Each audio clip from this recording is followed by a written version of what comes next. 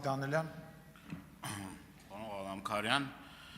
տևական ժամանակ ազգային ժողովի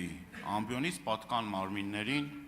զգուշացրել ենք սպասվող ճգնաժամի մասին, հանրային ծառայությունների կարգավորող հանձնաժողովին, այլ ատյաններին, երբ որ հարց էինք ուղղում, որ այդ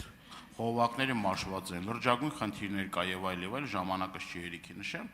ասում էին, որ ամեն ինչ նորմալ է, ամեն ինչ կարգին է, որևէ խնդիր չկա, Վիոլա ջուրի իր աշխատանքները պատշաճ կատարում է եւ արի ու տես Վիոլա ջուրը հայտարարում է, որ այդ ժամանակացույցի մասին մեծ վրդովմունք առաջացնում եւ տարածքային կառավարման նախարարը ժամեր հետո ասում է դե զանգեցին, կարգավորեցին կառավարության միջամտությամբ հրաշք կառավարության միջամտությամբ այլևս այդ ժամանակացույցը չի փոխվի եւ այլն եւ այսպես շարունակ։ Հիմա հարց. այդ ո՞նց է լինում, որ այդ տարիներով կուտակված խնդիրը մի հատ կառավարության զանգով դից կարգավորվում։ Արդյոք սա մանիպուլյացիա չի եւ հերթական խապկանքը չի, էլի, այսինքն ո՞նց է կարգավորվում, էլի այդ հարցին խնդրում եմ պատասխանեք։ Այդ կարան զանգեն եւ այդ խողովակաշարերը արդեն խնդիր չունենան, կորուս չլինի, բանանի։ Այդ բան գաղտնիք ուզում եմ մի հատ ասեք էլի ոնց է։ Շատ լավ, շնորհակալ եմ պարոն Դանելյան։ Չէ, մանիպուլյացիա չկա, գաղտնիք էլ չկա, ես արդեն նշեցի, ներդրումներ են արվում ենթակառուցվածքների արդիականացման, հիմնանորոգման ուղղությամբ եւ դրանց արդյունքում ունենալու ենք խնայված ջուր։ Երկրորդ գործոնը, որը կարևոր դեր է խաղալու, հայտնաբերված նոր ջրաղբյուրներն են, որոնցից մոտավորապես 200 լիտր վարկյան ծավալով ջուր կտեղափոխենք Երևան արագացված կարգով։ Գիտեք, եթե մենք նման նպատակ ունենայինք մոլորության մեջ գցելու մարդկանց, մենք չէինք ասի, որ այո, թաղամասեր լինելու են, որ 17 ժամյա գրաֆիկ են ունենալու։ Չէինք ասի, որ այո, կլինեն բարելաված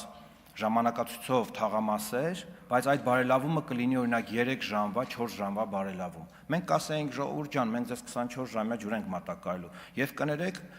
ով է եղել այն մարդը, որը ասել է, որ Հայաստանում ենթակառուցվածքները իդեալական վիճակում են։ Բոլորս գիտենք, չէ՞, որ սովետական ժամանակներից մնացած ենթակառուցվածքներ են։ Շնորհակալ եմ։ Արձագանք։ Ուրեմն այդ տեսանյութերներ կա, հուսով եմ առիթը կընձեռնվի ձեզ ցույց տալու, թե ինչ պատասխաններ են տալիս, այդին պատասխանը չէ, չգիտեմ, հասցեատերը ես չեմ, հասցեատերը կառավարության անդամներն են։ Ինչ վերաբերվում է, ես շատ պարզ եմ հարց տալիս, այսինքն, եթե խնդիր կա, այդ խնդիրը պետք է ներկայացվի, եւ այդ խնդիրները պետք է լուծվեն, ոչ թե այդպես զանգի ընթացքում այդ խնդիրը կարգավորել։ Հետո ես որ հարց էի տալիս, ուղում էի այդ հարցերը հանրային ծառայությունների կարգավորող հանձնան, ասում եմ Վիոլա ջուրը ինչ անի։ Ինքը ընթացիկ նորոգումներ անում, կապիտալ նորոգում չի անում, ընթացիկ, չգիտեմ, միտեղ խողովակը պայթել է, գնում են, զոդում են եւ այդ ընթացիկ նորոգ կապիտալ բանի հնարավորություն չունի։ Հիմա ուզում եմ հասկանամ, եթե Վիոլա ջուրը կապիտալ ներդրումներ չի անելու,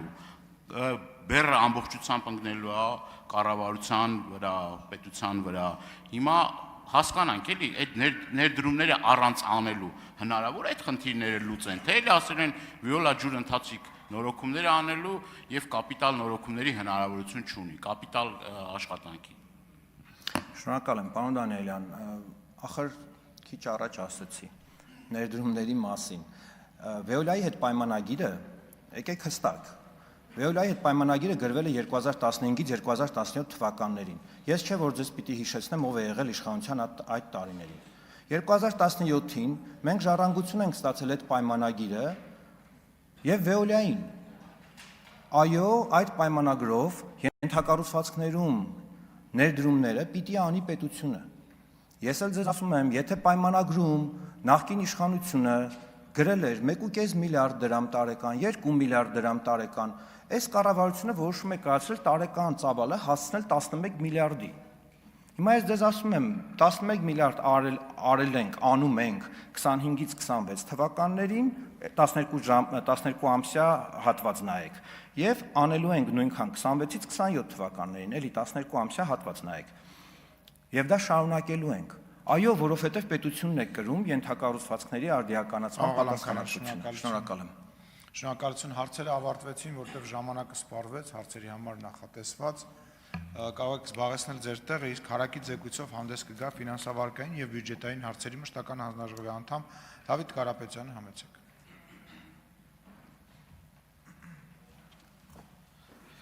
Շնորհակալություն այդ արգո ազգային ժողովի